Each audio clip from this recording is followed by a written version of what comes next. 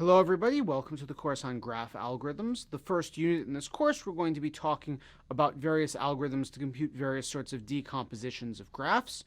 But to begin with, we're going to start with the very basics about what is a graph, what are they good for, and how do we sort of interpret them and draw them. So to start with, a graph is sort of an abstract idea, and it's an abstraction that sort of represents connections between objects. And graphs are useful both in computer science and elsewhere in the world because they can be used to describe many important phenomena. For example, the internet often can be thought of as a graph, where you've got various web pages and they're connected to each other by links. And this is sort of a very, very high level view of the internet that sort of pays no attention to the content of a given page and other things like that. On the other hand, if you want to do something like Google's PageRank algorithm, makes sort of heavy use of sort of this very high level view of the internet and connectivity within it. Another example is maps. You can think of maps as a graph, sort of where you have intersections that are connected by roads. And this is a view that would be very useful if you, say, wanted to plot a course between two locations. You need to find some, connection, some path along this map that gets you from one place to the other. Social networks can also be interpreted as graphs. You have people connected by friendships or following relationships or whatever, and this provides you another example of a graph structure. You can also sort of use more complicated things. If you have some sort of robot arm that can be in many possible configurations, what you could do is you could think of sort of the configurations are some of them are connected to each other by various motions. And then if you want to solve problems like how do I best reconfigure this robot arm from this position to this other position, you again want to sort of consider this graph relating these things to each other in order to figure out how best to do that.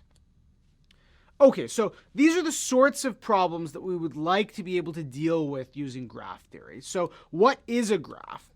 Well, the formal definition of an undirected graph, we'll talk about directed ones in a few lectures, is that it's a collection V of vertices and then a collection E of edges, each of which connects a pair of vertices to each other. So when you draw them on the paper, what you do is your vertices are usually drawn as points or circles or something, and the edges are lines or curves or something that connect pairs of these points.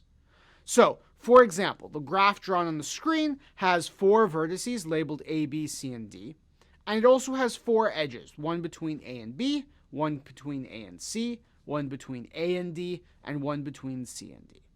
And so, to make sure that we're all on the same page, if we drew the following graph below, how many edges does it have?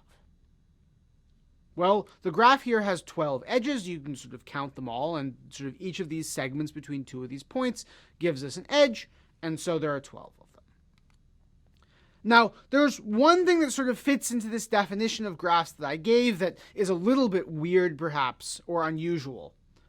One thing that you might have is loops. This would be an edge that connects a vertex to itself. So here we just have the one vertex A and then a loop that connects A to itself. And there are some instances in which you might want to use this. Sometimes you actually do have, a traffic circle that just goes in a loop or something like that. But only sometimes is this sort of a thing worth talking about. Also, sometimes you can have multiple edges between the same pair of vertices. So in this picture, we have 2 vertices A and B and 2 edges between them.